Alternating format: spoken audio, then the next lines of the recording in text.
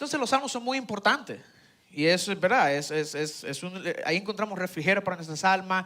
Los salmos los pegamos en nuestros espejos de los baños, ¿verdad? Los ponemos en la sala. Hacemos todo con los salmos. Pero ¿qué hacemos con este tipo de salmos? Por ejemplo, Salmo 109, 6 al 10, y leo: levanta contra él a un impío, y a un acusador esté a su mano derecha. Cuando sea juzgado, que resulte culpable, y que su oración sea tenida por pecado. Sean pocos sus días, y tome otro su oficio. Queden huérfanos sus hijos, y su mujer quede viuda. Anden sus hijos vagabundos y mendigando. Procuren su pan lejos de sus casas arruinadas. Es un salmo muy fuerte. Ese salmo normalmente no lo pegamos en los espejos de nuestros baños, ¿verdad? Ni lo recomendamos. ¿O qué hacemos con el Salmo 137:9? Y este sí es fuerte. Bienaventurado el que tome a tus pequeños y los estralles contra la peña. ¿Cómo? Ok, ¿qué hacemos con esos salmos? Esos salmos se llaman salmos imprecatorios. ¿Cómo interpretamos esos salmos? ¿Cómo oramos esos salmos? ¿Cómo usamos esos salmos? Precisamente eso es lo que vamos a hablar hoy. ¿Verdad? Y hay muchos que, tristemente, ¿verdad?, creyentes, producto de estos salmos, endurecen su corazón y dicen: ¿cómo va a ser que esto es palabra de Dios? Bueno, sí, es palabra de Dios. Y lo que vamos a ver hoy es cómo, aún a pesar de estos salmos, podemos ser edificados. Y lamentablemente, ¿verdad?, no creyentes, penosamente, como dice el dicho, ¿verdad?, acumulando ira para el día de la ira, usan estos salmos para atacar la fe. Y para decir: usted, eso no es palabra de Dios. Esto es lo que los creyentes creen, etc. Bueno, no, esto está en nuestra Biblia. No lo vamos a esconder, y es palabra de Dios. Y van a ver lo poderosa que es la palabra de Dios. Van a ver cómo estos salmos nos pueden guiar a edificación, ¿ok? Cuando lo interpretamos en sus contextos. Entonces eso es lo que vamos a hacer en el día de hoy.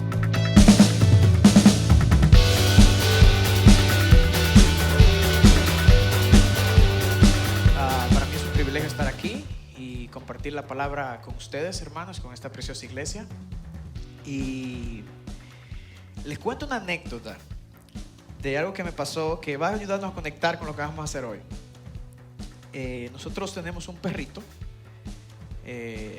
La raza es Jack Russell. Es el mismo perrito de La Máscara. No sé si lo han visto en la película. Y eso pasó antes de venir para acá. Yo estaba paseando el perrito y subí, luego de pasar el perrito a la casa. Y cuando entro a la casa, escucho que mi esposa está hablando con mi hija en la habitación. Y mi esposa le dice: solamente la cruz salva. Algo así fue que le dijo. Y digo yo: solamente la cruz salva. Cuando mi esposa se hizo católica, ¿qué es que esta mujer le está enseñando a mi hija? Y vengo yo, entro y voceo desde la sala y digo: no, la fe en Jesús es lo único que salva. Pero mi esposa sabiamente me corrige. Me dice: no, tú estás tomando la cosa fuera de contexto. Eso es una canción. Y yo le estoy diciendo a ella que solamente el sacrificio de Jesús en la cruz, etc. Entonces, ¿cuál es la moraleja de esto? Yo interpreté algo fuera de contexto. Y es precisamente lo que vamos a evitar hacer hoy. Evitar cometer ese error que yo cometí, precisamente por interpretar algo fuera de contexto. Entonces, hay un libro en la Biblia que recurrimos siempre. Siempre vamos a ese libro. Y son los salmos. Ese es el libro, ¿verdad?, donde encontramos refrigerio espiritual. Ese es el libro. Bueno, ustedes empezaron hoy citando un salmo. Tienen la Biblia abierta ahí en un salmo. Y leyeron salmos a la introducción. Y yo me atrevo a preguntar aquí, si le pregunto a ustedes aquí, ¿cuál es su versículo favorito? Si no me citan los evangelios, me van a citar algún salmo. Entonces los salmos son muy importantes. Y eso es verdad, ahí encontramos refrigerio para nuestras almas. Los salmos los pegamos en nuestros espejos de los baños, ¿verdad? Los ponemos en la sala. Hacemos todo con los salmos. Pero ¿qué hacemos con este tipo de salmos? Por ejemplo, Salmo 109, 6 al 10, y leo: levanta contra él a un impío, y a un acusador esté a su mano derecha. Cuando sea juzgado, que resulte culpable, y que su oración sea tenida por pecado. Sean pocos sus días, y tome otro su oficio. Queden huérfanos sus hijos, y su mujer quede viuda. Anden sus hijos vagabundos y mendigando. Procuren su pan lejos de sus casas arruinadas. Es un salmo muy fuerte. Ese salmo normalmente no lo pegamos en los espejos de nuestros baños, ¿verdad? Ni lo recomendamos. ¿O qué hacemos con el Salmo 137:9? Y este sí es fuerte. Bienaventurado el que tome a tus pequeños y los estralles contra la peña. ¿Cómo? Ok, ¿qué hacemos con esos salmos? Esos salmos se llaman salmos imprecatorios. ¿Cómo interpretamos esos salmos? ¿Cómo oramos esos salmos? ¿Cómo usamos esos salmos? Precisamente eso es lo que vamos a hablar hoy. ¿Verdad? Y hay muchos que, tristemente, ¿verdad? Creyentes, producto de estos salmos, endurecen su corazón y dicen, ¿cómo va a ser que esto es palabra de Dios? Bueno, sí, es palabra de Dios. Y lo que vamos a ver hoy es cómo, aún a pesar de estos salmos, podemos ser edificados. Y yo quiero que ustedes entiendan lo importante que es leer la Biblia en su contexto. Recuerden la anécdota que le hice al principio. No cometan el error que yo cometí. ¿Ok? Cuando estaba pasando el perro. Entonces, es importante leer el salmo en su contexto. Eso es lo que vamos a hacer hoy. Y lamentablemente, ¿verdad? No creyentes, penosamente, como dice el dicho, ¿verdad? Acumulando ira para el día de la ira, usan estos salmos para atacar la fe. Y para decir, ustedes, eso no es palabra de Dios. Esto es lo que los creyentes creen, etc. Bueno, no, esto está en nuestra Biblia. No lo vamos a esconder y es palabra de Dios. Y van a ver lo poderosa que es la palabra de Dios. Van a ver cómo estos salmos nos pueden guiar a edificación, ¿ok? Cuando lo interpretamos en sus contextos. Entonces eso es lo que vamos a hacer en el día de hoy. Así que permítame orar. Padre, te pido, Señor, de que tú nos ayudes a entender, Señor, que con sangre de mártires tú escribiste tu palabra. Con sangre de mártires tú preservaste tu palabra, Señor. Que tu palabra tú la pones al mismo nivel de tu nombre. Dice tu palabra, Señor. Ayúdanos a con reverencia entender esto. Y ayúdanos a entender cómo somos edificados a pesar de todo esto, Señor. Ayúdanos a entenderlo. En el nombre de Jesús te oramos. Amén. Ok. Entonces lo primero que vamos a hacer es a entender estos salmos en su contexto. Ok, no vamos a ir rápidamente a interpretarlo y a verlo. No. Vamos a entenderlo en su contexto. Recuerden la anécdota, ok. Ok, entonces vamos a empezar con el Salmo 109. No lo vamos a leer entero, ¿verdad? Porque aunque el pastor me dijo que tengo 1 hora y media más o menos, pero no lo vamos a leer entero. Yo le dije al pastor, yo lo voy a hacer en 1 hora, no voy a pasar de ahí. Pero no lo vamos a leer entero, simplemente vamos a ver pinceladas del Salmo 109. Y simplemente, Salmo 109, 6. ¿Qué es lo que está ocurriendo aquí? David no está refiriéndose, obviamente el autor del Salmo 109 es David. David no se está refiriendo a enemigos en general, sino a unos enemigos en específico. Es decir, no podemos tomar este salmo ahora y decir, este debe ser el tipo de oración mía particularmente. No, sino más bien que esto es un caso especial, una situación particular que David está hablando. ¿Por qué concluimos esto? La erudito Anna Marie Keats en su obra "An Oath, Its Course, an Anointing Ritual", se pudiera decir en español eso, un juramento, su maldición y un ritual de ungimiento, dice que estos enemigos que David está refiriéndose aquí en el Salmo 109 se valían de maldiciones que eran activadas mediante rituales mágicos y hechizos. Ok, él tiene en mente unos enemigos muy específicos. Entonces, por eso es que vemos que en los versos del 1 al 5, lo pueden leer si quieren, y el verso 20, el ataque de David es verbal. El ataque que David recibe no es físico, como en otros salmos que él describe ataques físicos. No, aquí es un ataque verbal. Fíjense eso. ¿Por qué? Porque es un grupo, si puede llamar de brujos, si se puede decir, etcétera, que él está abordando aquí. Entonces, en ese sentido, ¿por qué eso es importante? Porque vemos que es un caso específico en particular que el Salmo 109 está tratando. La otra cosa que podemos decir es lo siguiente: la filosofía de vida de estos enemigos, y lo podemos ver en el versículo 17. Miren cómo empieza el versículo 17 diciendo, dice, y él amó la maldición. O sea, su filosofía de vida, el estilo de vida de esta gente era que amaban ese oscurantismo, la maldición, ¿verdad? Ese tipo de cosas, amaban eso. ¿Y qué sigue diciendo el Salmo? Y esta vino sobre ellos. Ok, Entonces, ¿qué nos dice eso? En otras palabras, estas personas, su filosofía de vida era amar la maldición y por lo tanto esta vino sobre ellos. Y este es exactamente lo que los versos del 6 al 19, que es la parte más gruesa del Salmo 109, que le llaman en la academia salmos imprecatorios. O sea, es una palabra muy elaborada, me voy a explicarla, no se asusten con esa palabra. Simplemente significa, son salmos que emiten declaraciones como de maldición hacia los enemigos. Entonces, aquí vemos que no necesariamente era que emite, sino que ellos, esa era su filosofía de vida y por lo tanto eso mismo les sobrevino a ellos. Para que vayan siguiendo por una vez el asunto. Entonces, en otras palabras, a la luz de ese mismo verso 17, y esto sí es importante, estos salmos, con la excepción del verso 6, pueden, yo sé que en sus Biblias, por ejemplo, si leemos el verso 7 del Salmo 109, vamos a hacer ese ejercicio. El verso 7 en adelante, se habla, por ejemplo, ahí, cuando sea juzgado, que resulte culpable y que su oración sea tenida por pecado, etc. Es como si David está deseando esto. Sin embargo, el hebreo aquí pudiera permitir, ¿ok? Pudiera tener esa flexibilidad también de ser traducido en un futuro simple. Por ejemplo, como leer, en su juicio resultará culpable y su oración será tenida, no que sea, sino será tenida por pecado.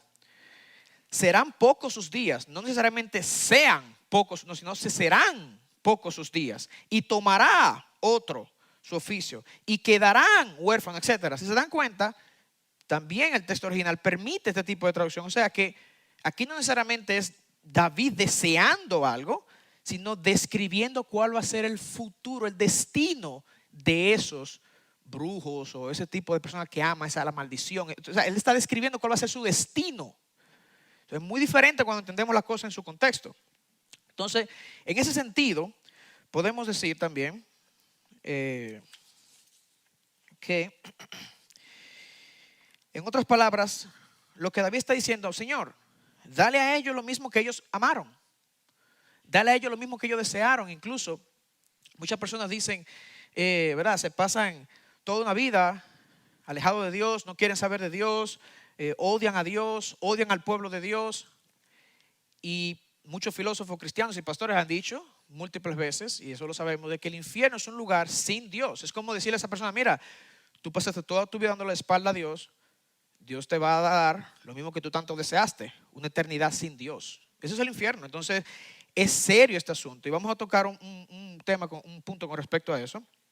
Entonces, el salmista aquí está abogando por eso. Entonces, si vamos al Salmo 137, hay muchos salmos imprecatorios, ¿ok? Solamente yo voy a tratar dos salmos, el 109 y el 137, porque son los más fuertes realmente. Y quiero que lo veamos porque la meta de hoy y mi oración hoy es que ustedes puedan salir de aquí con una idea clara de cómo leer estos salmos, de cómo aplicar a sus vidas estos salmos, porque son muchos salmos así. No tenemos el tiempo, recuerden que yo me tengo una hora, no tenemos el tiempo para tratar todos los salmos, por lo tanto, yo elegí dos salmos que son los más fuertes, 109 y 137. Entonces, el Salmo 137, de nuevo, recuerden lo que estamos haciendo, el contexto del salmo. Vamos a ver el contexto del salmo primero, ¿ok? Ok, entonces, el contexto de este salmo es claro. Los primeros tres versículos claramente hablan del exilio babilónico, el cautiverio babilónico. Y leemos los primeros tres versículos. Junto a los ríos de Babilonia nos sentábamos y llorábamos. Obviamente esto no lo escribió David. Ok, pues esto fue en el exilio babilónico. Esto lo escribió otro salmista muchos años después. Nos sentábamos y llorábamos, acordándonos de Sión. Sobre los sauces, en medio de ella, colgamos nuestras liras. Los que allá nos habían llevado cautivos nos pedían cantares. Los que nos habían atormentado nos pedían alegría, diciendo, cántanos uno de los cánticos de Sión. Ok, obviamente el contexto aquí es el exilio babilónico. Entonces, para eso, y este precisamente es Salmo 137, es el salmo que habla de bendito aquel que tome a uno de tus pequeños y los... Es un salmo muy fuerte. Vamos a entender qué es lo que está ocurriendo aquí.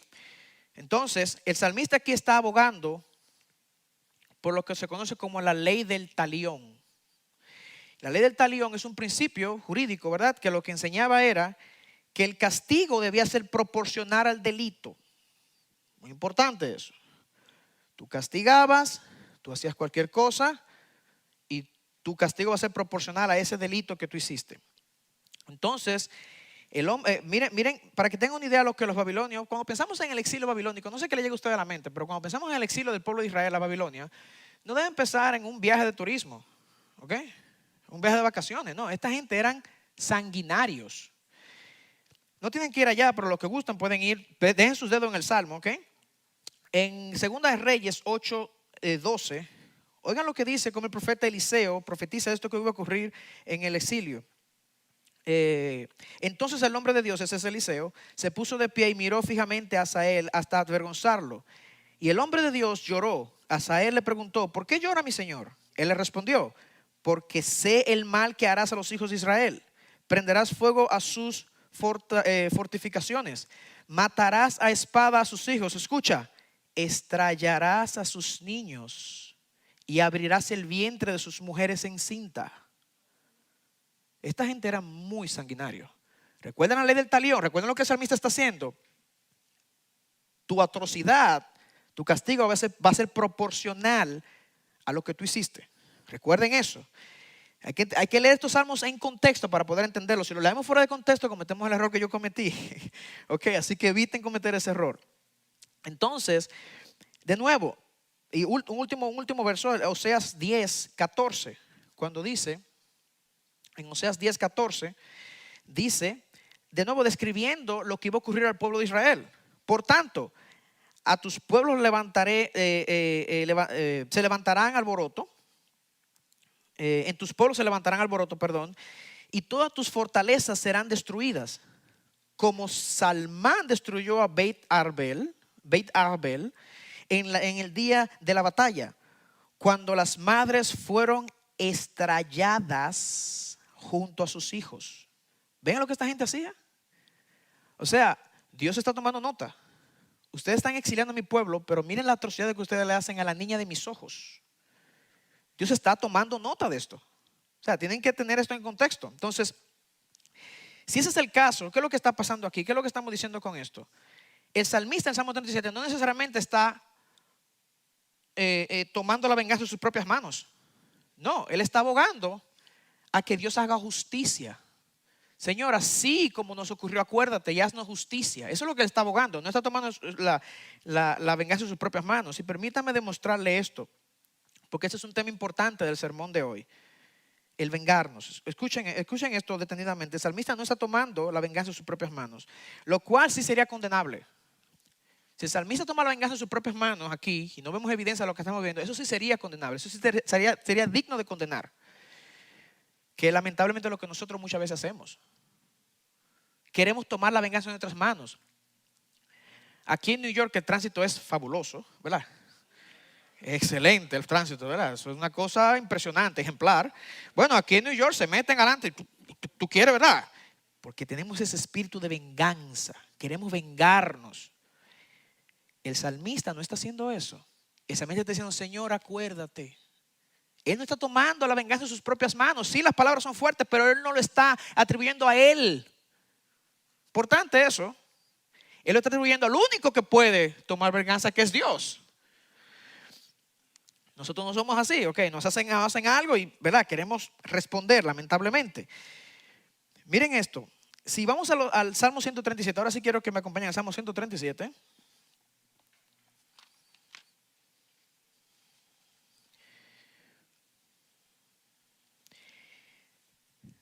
Si leemos los versos, un momento, 7 y 8, vamos a ver que obviamente él no está tomando la venganza en sus propias manos, como acabé de explicar. Fíjense lo que dice el versículo 7. Como le dije, recuerda, oh Yahvé. Este es el nombre del Señor, ¿verdad? El Señor. Recuerda, oh Yahvé, a los hijos de Edom en el día de Jerusalén. Ese día de Jerusalén es el día del exilio, el día del exilio babilónico. Y ojo, eso no era un día que llegaban, exiliaban al pueblo y ya, no. Ellos cercaban al pueblo por meses y la gente pasaba hambre. y personas se comían hasta a otras personas. Eso se describe en la Biblia. Eran atrocidades lo que estos babilonios hacían. Eran cosas muy horrendas. Y el salmista le dice con ese clamor: oh Señor, oye y ve, acuérdate de los hijos de Edom en el día de Jerusalén, a los que decían, mientras los exiliaban a ellos: arrásala, arrásalos hasta los cimientos de ellos. ¿Quién era Edom? Edom viene de Esaú, ¿verdad? Esaú, el hijo de el hermano de Jacob. Eran hermanos de esta gente. La gente de Edom era prácticamente hermanos de esta gente. Y miren cómo estaban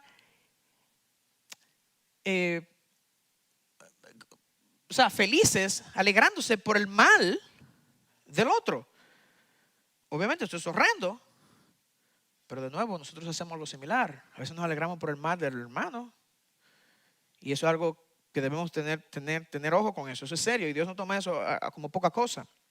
Y sigue diciendo el Salmo, pero noten lo que el salmista dice: acuérdate, Señor. Él no está tomando la venganza en sus manos. Y sigue diciendo el Salmo en el verso 8: a la hija de Babilonia, la desoladora, bendito si yo te pago. No, eso no es lo que dice ahí. Bendito el que te pague a ti. No está tomando la venganza en mis manos, ¿ok?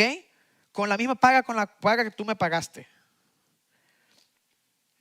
¿Ok? Y otra cosa que quiero, bendito el que te pague a ti. La palabra ahí, lo voy a hacer resaltar porque es una palabra importante y quiero que ustedes la recuerden.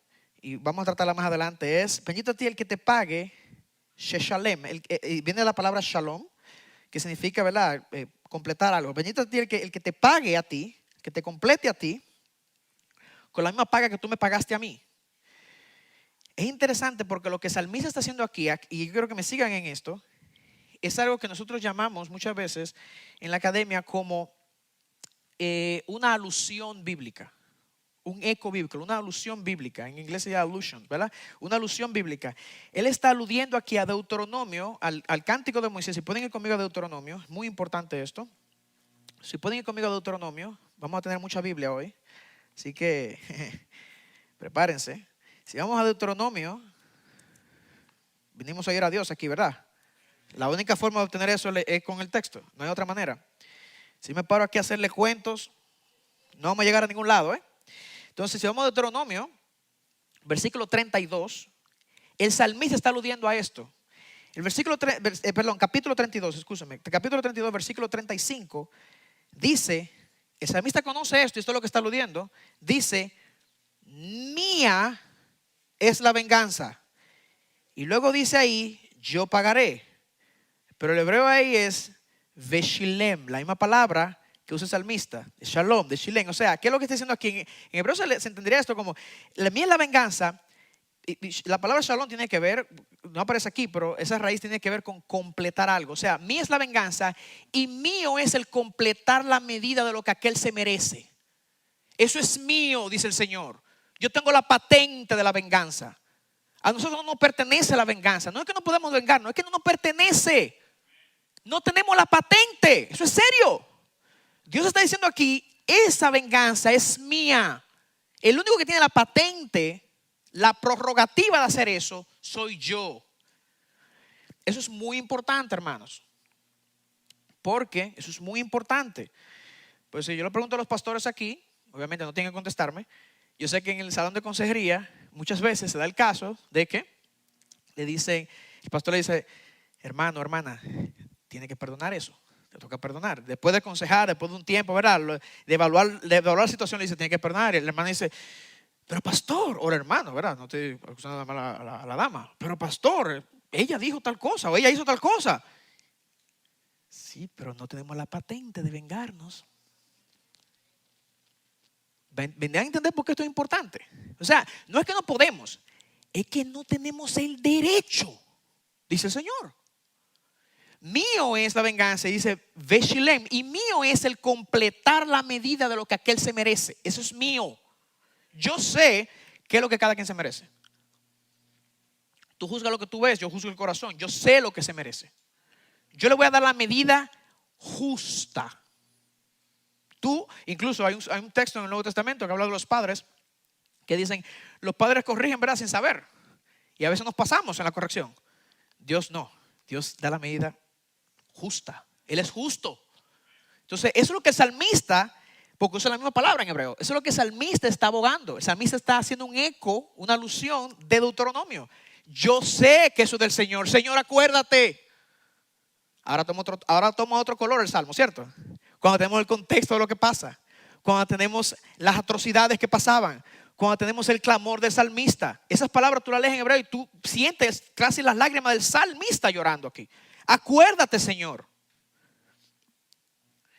¿Ok? Entonces, con eso en mente, ahora sí, con el contexto en mente, muy importante, un texto fuera de contexto es pretexto. No tenemos la patente, el derecho de vengarnos, incluso. Yo sé que esto no pasa en esta iglesia, aquí los pastores no tienen problema con esas cosas. Pero, ¿ok? Hay otras iglesias, como por ejemplo el caso de la iglesia en Roma. Parece que Pablo estaba lidiando con esto. Miren, vayan a Romanos. Pablo estaba lidiando con esto. Pablo como apóstol, ¿verdad? Pablo era apóstol, era rabino también. No sé si ustedes sabían eso. Pablo era apóstol, rabino, erudito, pastor, todo. Pablo estaba lidiando con esto. Y Pablo le dice en Romanos capítulo 12, versículo 19, dice, no se vengan ustedes mismos, hermanos, sino den lugar a la ira. Obviamente ahí se refiere a el texto. Sus versículos, sus traducciones dicen, ¿verdad?, la ira de Dios. Aquí solamente dice la ira, el griego, pero se refiere a la ira de Dios por el contexto, es obvio. Nos den lugar a la ira, porque está escrito. ¿Y qué hace? Cita la Torá, cita Deuteronomio, el mismo versículo que estudiamos, y dice, mía es la venganza, yo pagaré. Yo sé completar la medida exacta de lo que cada quien se merece. Tú no sabes hacer eso. Tú te vas a pasar. ¿Qué dijo David? David pecó con Betsabé. Dijeron, el profeta Natán le dijo, elige. ¿La mano del hombre? ¿Pestilencia o la mano de Dios? Oh, la mano de Dios. Él sabe dar la medida justa. Dios es misericordioso. El hombre no. El hombre me va a aplastar. El hombre me va a dar con toda su ira, sin piedad, sin nada. Dios sabe hacer eso. Entonces es muy importante, hermanos, esto. Repito, y voy a martillar eso. No es que no debemos vengarnos, que es malo, que no tenemos el derecho de vengarnos. La patente es de Dios. Entonces, si entendemos eso, ahora, con eso en mente, vamos de nuevo al Salmo 137, antes de entrar al verso, ¿verdad?, caliente. Fíjense en el versículo 8. El versículo 8 del Salmo 137, que lo leímos, la segunda mitad del versículo dice, bienaventurado o feliz el que te pague. ¿Ok? La palabra es shalem, ahí recuerden, el que te pague a ti con la misma paga con la cual tú me has pagado. Pero si el salmista lo deja ahí, un lector que no, recuerden que eso se ocurrió en el exilio, un joven tal vez que no haya experimentado el exilio, ¿verdad?, babilónico, haya crecido en Babilonia, lee esto y dice, ¿y cuál fue esa paga? Yo no estuve ahí, yo no sé. Pero el salmista introduce el verso 9 para explicar la paga. Recuerden que él está haciendo una ley del talión, que el castigo era proporcional al hecho. Por eso salta el versículo 9 y dice, porque será bienaventurado aquel que agarre a tus hijos como tú lo hiciste conmigo, etc. Él está trayendo eso a colación para explicar lo del versículo 8. Porque si no, el lector dice, ok, ¿cuál fue la paga? No estuve ahí, yo soy joven, yo nací en Babilonia, no sé. No. Es eso. La ley del talión es que el castigo era proporcional al delito cometido. Entonces, esa es la razón de que por qué el verso está ahí. Entonces, en resumen, antes de entrar a extraer las tres principios de edificación, en resumen es lo siguiente. El verso 9 es la forma en la que el salmista explica cuál fue el pago recibido en el verso 8. Entonces, en resumen, los salmos imprecatorios, estos salmos imprecatorios que son salmos fuertes, y hay muchos más, solamente traje 2, no son un despliegue de odio y una sed de venganza pecaminosa, sino un clamor desesperado por justicia. Eso es lo que el salmista está haciendo, como vimos. Según su contexto, según todo, eso es lo que está ocurriendo. Y voy a repetir, esa es la definición.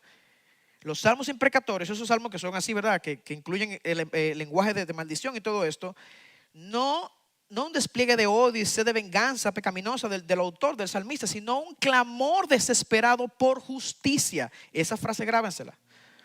Miren, esto es muy fácil de ilustrar. Es como los padres de una niña pequeña que ha sido violada y asesinada. ¿Ok? Ellos esperan, ellos claman por justicia a un juez. Eso no significa que ellos son malvados y desean, ¿verdad? Y son malos y son gente llena de odio. No, es que los padres de una niña violada y asesinada van a clamar por justicia al mismo nivel para la persona. Ok, a la luz de esto podemos, bueno, antes de ir ahí, obviamente esto es en el contexto de mostrar amor por el prójimo. Y permítame mostrarle esto, y voy a cerrar este punto con eso. El versículo 5 del mismo Salmo 9, versículo 5 del mismo Salmo 9, para que vean que el mismo salmista está ilustrando esto. Esto es en el contexto, o sea, Dios está asumiendo que tú estás amando y en lugar de tu amor tú estás recibiendo odio. Dios está asumiendo eso. Aquí Dios no me malinterpreten, aquí no estamos abogando por una vida, un estilo de vida iracundo. No. Fíjense el versículo 5 lo que dice. ¿Ok? Y colocaron sobre mí maldad en lugar de bienestar y odio en lugar de amor. Yo amaba, pero ellos me odiaban. Ese es el contexto del Salmo. Es el Salmo 109. O sea, Dios está asumiendo que tú estás amando, tú estás mostrando amor y la paga que tú recibes es la apuesta. ¿Me siguen ahí? Incluso en el versículo, no lo vamos a leer, pero en el versículo 14 dice, que ellos tenían palabras de odio, los rodearon con palabras de odio y pelearon contra él mientras él le amaba. Y dice, al final dice, y yo oraba. Fíjense cómo ellos le pagaban con odio y él oraba. Ellos le pagaban con odio y él amaba. Ese es el contexto. El contexto es el contexto de justicia. Ok. No es que nosotros vamos ahora a atacar y a abogar por este tipo de cosas. No. Es en ese contexto. Ok. Entonces, a la luz de estos puntos que hemos visto y de interpretar los salmos imprecatorios de manera en su contexto y entender estas cosas, ahora podemos extraer 3 principios de edificación de los salmos imprecatorios. ¿Ok? Y el primero es este. Los salmos imprecatorios, este tipo de salmo, con ellos aprendemos a ser honestos delante de Dios. Eso es muy importante. Miren, yo amo como los salmistas derraman su corazón delante de Dios. A mí me encanta eso. A mí me fascina como los salmistas derraman su corazón delante de Dios. Usted lee los salmos y tú ves al salmista diciéndole toda la verdad a Dios. Señor, ¿dónde tú estás? No te tardes. Yo te he estado esperando. Tú prometiste esto. Claramente. Y no hay opción. No sé por qué nosotros intentamos hacer otra cosa. Cuando venimos delante de Dios, ¿qué otra opción tenemos que no ser sinceros? No hay opción a eso. Es fácil ser sincero porque no hay opción. No hay otra opción. Entonces, cuando oramos, pedimos, agradecemos, pero ¿qué de esos momentos de sufrimiento? ¿Qué de esos momentos donde nos sentimos frustrados por una decisión que Dios tomó? Somos sinceros, le decimos al Señor, Señor, yo no estoy de acuerdo contigo. Yo confío en ti y yo voy a hacer lo que tú me digas. Ayúdame a entenderlo. O como dicen los discípulos, ayuda a mi incredulidad. Hay que ser sincero. Los salmos imprecatorios nos estimulan a sincerarnos delante de Dios con lo que sentimos. Y Dios ama eso. Dios ama eso. Él quiere eso. Ok, otra cosa es que debemos recordar en oración, porque es lamentable, a veces nosotros amamos a una persona y esa persona nos devuelve con odio, como le pasaba a David en este salmo imprecatorio. Pero debemos recordar en oración, mientras hacemos eso, no debemos dejar de amar. Mientras hacemos eso, debemos recordar en oración que, obviamente, estoy hablando en el contexto de inconversos. ¿Okay? Esto está hablando en el contexto de que estamos lidiando con inconversos. Si estamos lidiando con cristianos es otra dinámica, pero en el contexto de inconversos debemos recordar, por ejemplo, mi jefe, un ejemplo. No estoy hablando de mi jefe, yo no tengo problema con mi jefe. Estoy hablando algo hipotético, ¿ok? Algo hipotético. Pero, por ejemplo, mi jefe es un malvado, me trata mal, es siendo inconverso, yo estoy orando, Señor, estoy mostrando el amor, estoy siendo fiel, pero me sigue aplastando. Debemos recordar en oración que al final será el impío mismo quien no alcanzará misericordia si continúa en su pecado. Y eso no debe estimular a misericordia. Verlo, no sé si le ha pasado esto, usted ve a una persona así perdida, odiándola, pagándola y te siente pena. Llega un punto, si tú estás realmente maduro en la fe, tú sientes pena por esa persona. Eso es lo correcto, porque tú sabes el fin de esos. Los mismos salmistas dicen, no envidies al rico, no envidies al famoso, no envidies al poderoso. ¿Por qué? Tú sabes cuál es el fin de ellos. Entonces, esos son salmos imprecatorios. Los salmos imprecatorios nos ayudan a ser honestos delante de Dios y nos deben mover a misericordia. Ahí está un beneficio de ellos. ¿Ok? Dice el Salmo 109:12, no tienen que buscarlo. 109:12, versículo 12. No habrá para él, para esa persona que continúa así, una inquebrantable misericordia. No habrá para ellos, aunque nosotros continuemos amándole. Pero si él sigue así, el final es eso. Es el primer punto, nos ayudan a ser sinceros delante de Dios, honestos delante de Dios. El segundo punto es que nos inspiran a alabar cuando el Señor hace justicia. Permítame explicarle esto. Miren, escúcheme bien. No solamente debemos querer gracia para el impío, sino que de igual forma debemos desear justicia para el oprimido. Voy a repetir eso. No solamente debemos querer gracia para el impío, eso está bien y debemos hacerlo, sino que también debemos desear justicia para el oprimido. Nosotros muchas veces, como creyentes, por sobreenfatizar la gracia para el impío, lo cual está bien, corremos el peligro de descuidar al oprimido. ¿Ok? Porque, y lamentablemente ahí estamos hoy como iglesia muchas veces. Yo que trabajo en el Philos Project puedo decirle que muchas veces nos cuesta involucrar a pastores a iglesias, a acciones sociales, a necesidades sociales que haya. O sea, tenemos que abogar por una justicia para el oprimido. Hay muchas cosas que pasan, que como iglesia tenemos un papel fundamental y no hacemos la vista gorda. Entonces, los salmos imprecatorios nos recuerdan a nosotros, oye, debo procurar justicia para el oprimido. El oprimido si hay una persona oprimida, tú debes ser el primero en levantar la voz. Cuando los judíos eran perseguidos en la Alemania nazi, eran seguidores de Jesús que los guardaban y los escondían en sus casas, a expensas de sus vidas. Porque la iglesia hace eso. Ser luz del mundo y sal de la tierra es eso. La sal lo que hace es que frena la corrupción en la carne, ¿cierto? Bueno, nosotros debemos frenar la corrupción, debemos procurar justicia en todos los niveles. Entonces el salmo imprecatorio es un megáfono a nosotros de hacer eso. Y el Nuevo Testamento hace eco de estas cosas, hermanos. Miren, vayan conmigo, les voy a decir una cosa, vayan conmigo al Nuevo Testamento. No solamente que hace eco de estas cosas el Nuevo Testamento, sino que en el cielo estas oraciones van a seguir ocurriendo. En el cielo, o sea, ya te pasaste ahí. No, en serio. Mira, vayan a Apocalipsis conmigo, Apocalipsis 6, 10. ¿Quiénes están hablando aquí? Los mártires, los decapitados, personas que habían sido decapitadas por su fe. Y dicen ellos, dice aquí Juan, ¿verdad? Escribiendo en el versículo 6:10, ¿verdad? Dice, y gritaban con voz exasperada o con voz grande o a gran voz. Noten, es un clamor desesperado. ¿Recuerdan la definición que le decíamos de la oración imprecatoria? Un clamor desesperado por justicia. ¿Recuerdan? Bueno, el Nuevo Testamento está de acuerdo con esa definición.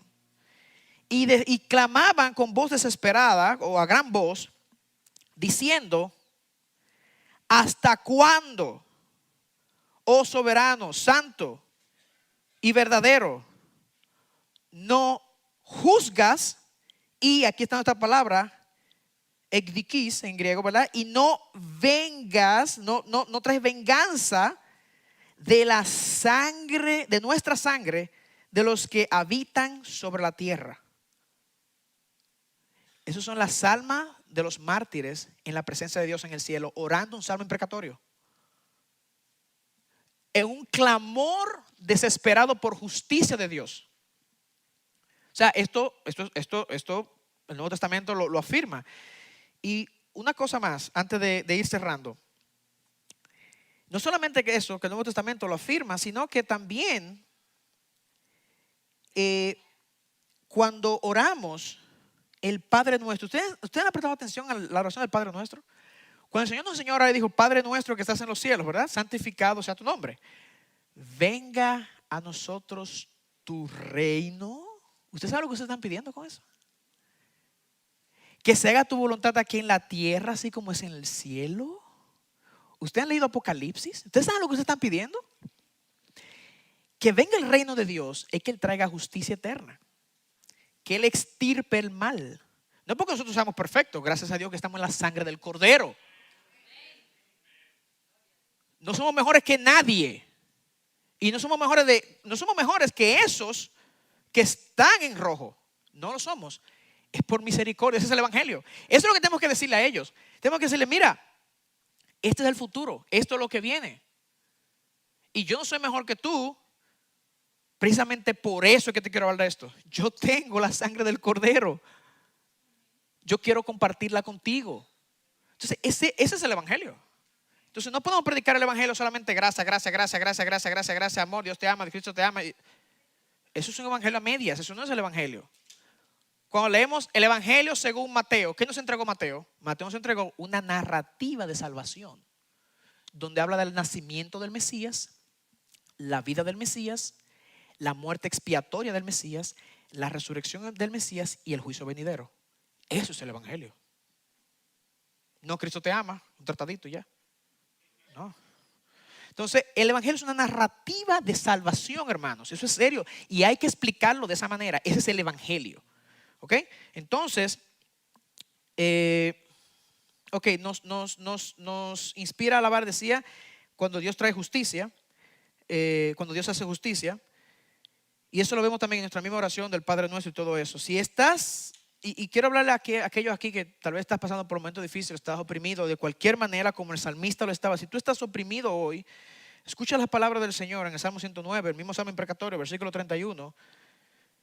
Porque esto es importante. El Salmo imprecatorio tiene en mente al oprimido. El Salmo imprecatorio tiene en mente al desesperado, al que no sabe para dónde coger, al que no sabe qué hacer. Es a ese que tiene en mente el Salmo imprecatorio. Dice el Señor a ti que estás oprimido, porque Él, el Señor, está de pie a tu diestra, a la diestra del necesitado, para salvarlo de los que juzgan tu vida. El salmista tiene en mente al oprimido solamente. A ese es el que tiene en mente el salmista. Ok, y por último, los salmos imprecatorios, vamos a resumir. Lo primero es que nos enseñan a ser honestos delante de Dios. Lo segundo es que nos inspiran a alabar cuando el Señor hace justicia. Y por último, y no menos importante, y esto es muy importante, aprendemos a no diluir la advertencia del evangelio al predicarlo. Y eso es lo que hemos venido hablando ahora. Hemos venido tocando esas pinceladas. Miren esto. El Salmo 109, del versículo 6 al 20, lo pueden leer en sus casas, y es bien fuerte. Y el Salmos 137, el versículo 9 que lo leímos, es bien fuerte, que habla de los pequeños, etcétera, es bien fuerte. ¿Ok? Aquí se usa un lenguaje severo de juicio en contra del impío, si continúa en su camino. Ese lenguaje severo de juicio que se usa en los salmos imprecatorios no es más que la forma antigua de decir infierno. Escuchen, permítanme mostrarle eso, porque hay un cierto paralelismo. En el Salmo 109, versículo 12, se habla de que, me pueden ir siguiendo y no lo voy a leer, se habla, en el versículo 12, se habla de que no habrá misericordia para esa persona, igual que el infierno. En el versículo 14 al 15, se habla de que no habrá perdón de su pecado, de ninguna manera, ni de él, de sus padres, no habrá perdón de su pecado. similar a la retórica que conocemos del infierno. Y es interesante porque aunque sus ¿verdad?, versiones, ya sea Reina Valera o Biblia de las Américas, cualquiera, lee normalmente el versículo 6 del capítulo 109, el versículo 6 lee: levanta contra él a un impío y un acusador esté a su mano derecha. Pero es interesante porque en el hebreo dice, es similar, esto es legítimo, esas traducciones son buenas, simplemente quiero resaltar algo, y es lo siguiente: dice que sea visitado por un impío, es lo mismo, y después dice, y un Satán esté de pie a su diestra. Usa la palabra Satán, obviamente, esa es la palabra hebrea para hablar de acusador, que es lo que dicen las traducciones. Es legítimo, esa traducción es legítima, no me malinterpreten. ¿Okay? La palabra Satán es la palabra que se usa para acusador. Es legítimo traducir así, pero es interesante porque él pudo haber dicho, y su enemigo está a su diestra. No, dice, yo tengo un acusador a su diestra. En otras palabras, esto me recuerda, nos trae a la memoria Zacarías capítulo 3, cuando habla del sumo sacerdote Josué, que estaba lleno de ropas inmundas, representando el pecado que tenía en él. Y tenía a su diestra a Satán, la misma palabra aparece. ¿Y qué dice el texto? Estaba acusando. Y Dios y la segunda persona de la Trinidad, que puedo abogar por eso porque hay ciertas evidencias en el texto de que está ahí presente también, dice: quítale las ropas inmundas. ¿Por qué? Porque fue arbitrariamente Dios se lo mandó a Jesús. No, más versículo para adelante dice: porque yo traeré a mi renuevo, al Mesías, y quitaré el pecado del mundo en un día. Eso es la cruz. O sea, en base a ese sacrificio, quítale las ropas inmundas. No hay nada que acusar cuando tú estás en Cristo. Si no, hay mucho que acusar. Para aquel que me escucha aquí que no está en el Señor, aquel que me ve en internet también, las ropas inmundas todavía están sobre ti. Solamente en Jesús, el Mesías, esas ropas inmundas serán quitadas. Entonces, es interesante que el Salmo aquí trae a colación esto, de que tendrá un acusador a su derecha. Entonces, obviamente, vuelvo a decir, no estoy diciendo aquí que la traducción correcta aquí debe ser Satanás, no. Ok, es legítima, acusador, pero eso es lo mismo lo que hace Satanás. Y ese es el mismo pronombre que se usa para Satanás, para nombrarlo en la Biblia también. O sea, que es interesante que hay un paralelismo. Lo que estoy abogando es por un paralelismo entre esos salmos imprecatorios de juicio severo y el infierno. Eso es lo que estoy abogando. Entonces, con eso en mente, muchas veces al predicar el evangelio, y con esto concluyo, a inconversos minimizamos la advertencia que el evangelio hace. El salmista aquí no lo hace. Dice claramente cuál será el destino del impío si continúa en su camino. Claramente el salmista no minimiza, no diluye, no agua el evangelio. ¿Ok? Tú dirás, ay, eso es el Antiguo Testamento, ese Antiguo Testamento viejo, que no me gusta llamarlo así, ¿verdad? Yo trato de no usar el término, simplemente porque comunica algo errado. Eso es el Antiguo Testamento, ese lenguaje. En el Nuevo Testamento no tenemos ese lenguaje así. No, hermanos, miren, de labios de Jesús, dirá también a los de su izquierda: apártense de mí, malditos, al fuego eterno,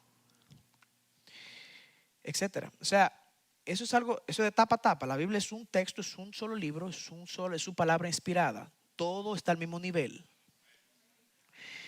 Ok, pero no olviden, y con esto cierro, que todo esto es en el contexto de dar amor mientras se recibe odio. No es en otro contexto. Entonces, en amor, hermanos, debemos advertirle al inconverso sobre el juicio venidero, a menos que se convierta de sus malos caminos. El Señor nos ayude. Padre, ayúdanos, Señor.